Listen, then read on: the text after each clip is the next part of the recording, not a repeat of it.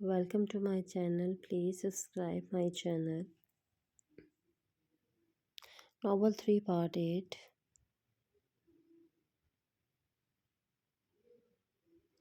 तुम कितने घटिया इंसान हो। कम से कम अपनी ज़बान पर ही कायम रहते। पहले तो तुमने यही कहा था कि 3 दिन बाद तुम मुझसे शादी करोगे, और अब ये क्या है यार। तो कौन कर रहा है आज शादी। बेफिक्र हो, निकाह हमारा सुबह ही होगा। आज तो हम बस एक दूसरे से मोहब्बत भरी बातें करेंगे, जिससे हम में जो थोड़ी बहुत रंजिश पैदा हो गई है। पता नहीं तुम मुझे क्या समझती हो। वो मैं तुम्हें बता दूं कि असल में मैं हूँ क्या। और डॉल देखो, सबसे पहले मुझे तुम आइंदा से तुम नहीं आप कहकर बुलाओगे, और बदतमीज़ी तो मुझे ज़रा सी भी बर्दाश्त नहीं। मुझे यकीन है कि तुम मेरे साथ तमीज़ से ही बात करोगी। और देखो यार, बातों बातों में हमारा घर भी आ गया। अब जल्दी से आ जाओ बाहर। हाथ ने अपनी गाड़ी एक बेहद हसीन घर के पोर्च में रोकी और ख़ुद गाड़ी से बाहर निकलकर ऋषि की तरफ का दरवाज़ा खोला। अब चलो डॉल, शाबाश, बाहर आ जाओ। हाथ के हुक्म देने पर ईशा नफ़ी में सर हिलाने लगी। ऋषा, अब क्या इस गाड़ी में पूरी ज़िंदगी रहना है तुम्हें। देखो यार, मैं ये कभी नहीं होने दे सकता। कोई ना कि मुझे गाड़ी में रोमांस करना बिल्कुल भी पसंद नहीं। डॉल, अब क्या सीट में ही घुसने का इरादा है तुम्हारा। चलो भी बाहर आ जाओ यार। ज़बरदस्ती ऋषि का हाथ खींचकर हाथ ने इसे गाड़ी से बाहर निकाल लिया। तुम जानबूझकर ऐसा कर रही हो ना। मैं समझ चुका हूँ। एक मर्तबा फिर से हाथ ने ऋषा को अपनी गोद में उठा लिया और घर की तरफ चल पड़ा। छोड़े मुझे, बचाओ बचाओ, कोई है। हाथ के कान के करीब ऊंची आवाज़ में चीखती ऋषा मदद के लिए पुकारने लगी।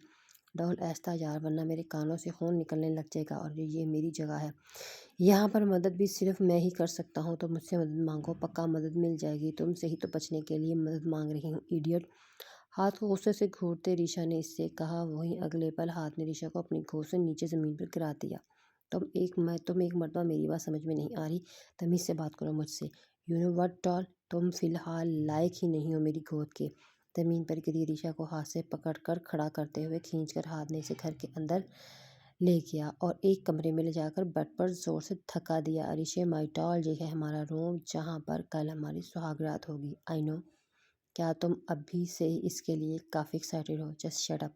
तुम तो मेरी सोच से बढ़कर गिरे हुए इंसान हो, जिसकी सोच इतनी गंदी हो। लगता है तुम ऐसे नहीं मानोगे। ऋषा की बात अभी मुकम्मल भी नहीं हो पाई थी जब अचानक हाथ ऋषा के करीब जाकर इसके बालों को अपनी मुट्ठी में दबोच कर बेड से खड़ा करता है और इसकी आंखों में देखने लगा। तो मुझे गुस्सा दिलाओ डॉल, वरना मैं गुस्से में हर चीज़ भूल जाता हूँ। तो कहीं आज मैं अपनी कल वाली ख्वाहिश को पूरा ना कर दूँ, और मुझे यकीन है मेरी हरकत तुम्हें पसंद नहीं आएगी। तो बोलो, अब आप कहना है या फिर सुहागरात मनानी है। बोलो। हाथ की धमकी पर ऋषि बहुत ज़्यादा डर गई थी। कोई ना कोई ऋषि को वो सब बातें याद आने लगी थी जो इसने हाथ के बारे में सोच रखी थी। आप मुझे छोड़ दो, दर्द हो रहा है। फ़ौरन हाथ को आप कहकर वो जान छुड़वाने की कोशिश करने लगी और हाथ ने भी इसके बालों को आज़ाद कर दिया। ओह सॉरी, ये हुई ना बात। अच्छा यार, पहले मान जाया करो मेरी बात को। क्यों ना के मनवा तो मैं बाद में भी लेता हूँ, तो अच्छा है ना, प्यार से ही मान जाओ। अच्छा, तुम कुछ देर यहीं रुको, मैं भी आता हूँ वापस। मुस्कुराकर ऋषि को देखते हाथ इसके कमर में ही बंद करके खुद वहाँ से चला गया। ऋषि अरमान का सोचकर रोने लगी। अब क्या होगा, कैसे मैं निकलूँगी यहाँ से, क्योंकि इस जैसे गंदे इंसान से तो मैं हर किस निकाह नहीं करूँगी। एक मर्तबा अगर ये निकाह हो गया तो फिर शायद सारी उम्र मैं यहीं फंसी रहूँ। नो नो, शायद प्रीशा ने तब देखा था मुझे, तो अब तक तो बाबा और अरमान मुझे ढूंढ रहे होंगे। हाँ बस सुबह तक तो लाजमी वो यहाँ तक पहुँच जाएंगे, और मेरा अरमान मुझे हीरो की तरह इस विलन से छुड़वा कर ले जाएगा। खुद सोच सोच कर ऋषि पुरसुकून होते हंसने लगे। कुछ देर बाद अरमान इनके घर अपने दोस्तों को साथ ले आया, और साथ ही मौलवी साहब भी इसके साथ थे। तब हमीद साहब दिल दिल में खुश हुए, इन्हें अपने साथ लिए ऋषा के रूम में आ गए। साथ इनके दो गवाह भी मौजूद थे। तब इन्हें प्रीशा घूंघट के लिए बैठी हुई नजर आई। वो अपनी खुशी में इतने मगन थे कि उन्होंने इसकी बात पर ध्यान नहीं दिया कि ऋषा ने कुछ देर पहले तक लहंगा पहना हुआ था और अब एक सुरख फ्रॉक। बेटा, मौलवी साहब आ चुके हैं, ऋषि समझकर पीछे से कहते हमीद साहब ने मौलवी साहब को नकाश शुरू करने को कहा कि अचानक इनके मोबाइल पर किसी की कॉल आने लगी। तब वो तेज़ी से कमरे से बाहर निकल गए। बेटा, नाम क्या है आपका। मौलवी साहब ने बेड पर बैठी ऋषि के करीब कुर्सी पर बैठते इससे सवाल किया। वरना यूँ یہ بات انہوں نے حمید عرفانی سے پوچھنی تھی جو اب کمرے میں موجود نہیں تھے، تو انہوں نے پریشے سے پوچھ کر پریشے نے بہت احساس سے مولوی صاحب کو اپنا نام بتایا، تو انہوں نے نکاح پڑھنا شروع کر دیا۔ ارمان کو دل کی گہرائیوں سے قبول کرتے ہوئے نکاح نامے پر اپنے سائن کر کے خود کو ارمان کے حوالے کر چکی تھی، اور مولوی صاحب بھی گواہوں کے سائن کروا کر کمرے سے نکل گئے۔ کہ نکاح بہت جلدی باز میں ہو رہا تھا، تو کسی اور کو اس بات کا زیادہ علم نہیں تھا کہ نکاح اصل میں کس کا ہو رہا ہے، عریشے کا یا پھر پریشے کا۔ کہ امیر صاحب کو دونوں ہی اپنی بیٹیاں بتاتے تھے، تبھی گواہوں نے بھی اس پر دھیان نہ دیا۔ اب مولوی صاحب ارمان کے پاس گئے اور نکاح پڑھنا شروع کر دیا۔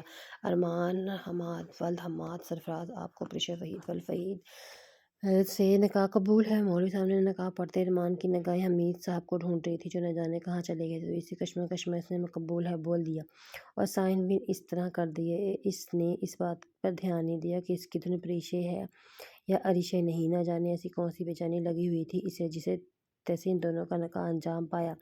اور ارمان کی گواہوں نے بھی سائن کر کے دعا مانگنا شروع کر دی۔ تب اس وقت حمید صاحب وہاں آئے اور خود بھی دعا مانگ کر ارمان کو گلے لگا لیا۔ مزید کچھ دیر بعد رخصتی کا وقت ہو گیا تو حمید صاحب پریشے کے پاس گئے اور اپنے سینے سے لگا کر پیار کرتے ہوئے آخر میں سر گھونگھٹ اٹھا کر اس کا دیکھنے لگے، جس پر پریشے نے فوراً ہاتھ اٹھا کر منع کر دیا۔ اس کی اس حرکت پر حمید صاحب نے بھی سوچا کہ شاید کوئی بات ہو جو عریشہ ایسے کر رہی ہو۔ خیر وہ پریشے کو اپنے ساتھ لیے نیچے آئے اور ارمان کے ساتھ گاڑی میں بٹھا دیا۔ دیکھتے ہی دیکھتے ان کی نظروں سے اوجھل ہو گئی گاڑی۔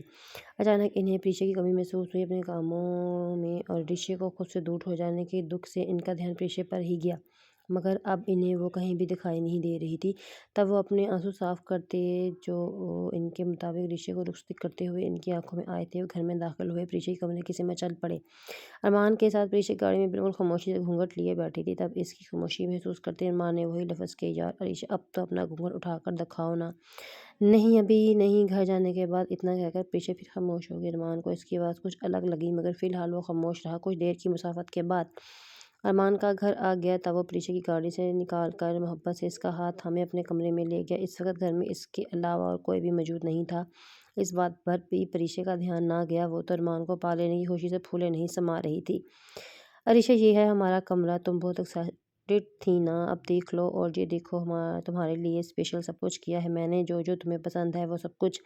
میری کوشش تو یہی ہوگی کہ تمہیں میں پوری عمر خوش رکھوں، جو تم ڈیزرو کرتی ہو وہ تم دو۔ اب کھڑی کیوں ہو، بیٹھو نا۔ ارمان کی باتیں سن کر پریشا کچھ نروس ہو گئی، اسے خوف آنے لگا کہ ارمان جب عریشہ کی جگہ اسے دیکھے گا تو کیا ری ایکشن ہوگا۔ ڈرتے ڈرتے خاموشی کے ساتھ ساتھ پریشا بیڈ پر بیٹھنے لگی، جب اسے فوراً ارمان کی آواز ایک مرتبہ پھر سنائی دی، وہاں نہیں یہاں بیٹھو۔ ارمان نے زمین کی طرف اشارہ کرتے ہوئے ساتھ میرے سے کہا، جبکہ پریشا اس کے اس انداز پر حیران رہ گئی۔ مذاق کر رہا ہوں یار۔ جب ارمان نے گھونگھٹ اٹھایا تو سامنے عریشہ کی جگہ پریشا کو دیکھ کر وہ کچھ پل حرکت نہ کر سکا۔ تم یہاں کیا کر رہی ہو؟ عریشہ کہاں پر ہے؟ ارمان عریشہ بھاگ گئی تھی اور بابا کی عزت بچانے کے لیے میں نے عریشہ کی جگہ تم سے شادی کر لی۔ پریشا نے جھوٹ کا سہارا لیتے ہوئے بات چھپا کر الزام ذرا عریشہ پہ لگا دیا اور خود بھی اس کی نظروں میں عظیم بننے کی کوشش کرنے لگی۔ نو نو نو نو، میرے برسوں کیا کیا کیا، پلان ایسے کیسے برباد ہو گئے، یہ نہیں ہو سکتا۔ چیختے چلاتے ارمان کمرے میں موجود چیزوں کو اٹھا کر زمین پر پھینکتے ہوئے اپنے غصے ختم کرنے کی کوشش میں مصروف تھا، جبکہ پلان کا لفظ سن کر پریشا کافی حیران ہوئی۔ کون سا پلان ارمان، آپ کیا بات کر رہے ہیں، مجھے کچھ سمجھ نہیں آ رہا، بتائیں مجھے۔ جسٹ شٹ اپ، چپ کرو تم، سمجھی عریشہ تم نے ایسا کیوں کیا میرے ساتھ، اور تم ابھی ابھی نکلو میرے گھر سے۔ پریشا کو باتوں سے پکڑ کر ارمان سے اپنے گھر سے نکالنے لگ گیا۔ اسے آخر پریشا سے کیا مطلب تھا جو وہ اپنے گھر میں اسے رکھتا۔ ارمان میں یہاں سے کہیں نہیں جا رہی، سنا آپ نے، کیونکہ بیوی ہوں میں آپ کی، یہ گھر اب میرا بھی ہے۔ پلیز ارمان، اگر بابا کو پتہ چل گیا کہ عریشہ بھاگ گئی ہے تو وہ مجھے بھی آپ نے گھر سے نکال دیا ہے تو بہت تکلیف پہنچے گی۔ نہیں پلیز مجھے یہاں رہنے دیں۔ اچھا تو اس حمید عرفانی کو تکلیف ہوگی اس بات سے، ٹھیک ہے تو پھر ابھی چلتے ہیں نا اسے بتانے، چلو ابھی، پریشا سے کہتے ہوئے زبردستی اسے لے جا کر گاڑی میں بٹھا کر واپس حمید صاحب کے گھر لے آیا۔ حمید صاحب جو اب تک پریشا کی غیر موجودگی سے شدید پریشان تھے، اچانک گاڑی رکنے کی آواز سن کر باہر کی طرف آئے۔ تب ارمان کے ساتھ دلہن کے روپ میں کھڑی پریشا کو دکھائی دی۔ اسے دیکھتے ہی وہ حیران رہ گئے۔ عریشہ کہاں پر ہے ارمان، اور یہ سب خیریت تو ہے؟ پریشا تم یہاں کیا کر رہی ہو؟ وہ ابھی اسی حلیے سے تھی، میں بتاتا ہوں آپ کو ساری بات، یہ جو آپ کی لاڈلی بیٹی ہے عریشہ وہ گھر سے بھاگ گئی ہے، اتنا مردوں کی بھوکی تھی جو پتہ نہیں کس کے ساتھ بھاگ گئی۔ اب یہ اس کا نہ جانے کون سا والا یار تھا، اب بھی تو وہ عیاشی کر رہی ہوگی کسی کی بہوں میں، اور دوسری والی اتنی مری جا رہی تھی ایک حضرت شوہر کے لیے، جلدی سے بنا کچھ بھی بتائے مجھ سے شادی کر لی، رکھیں اس کو اپنے پاس، جلد ہی طلاق کے پیپر بھجوا دوں گا۔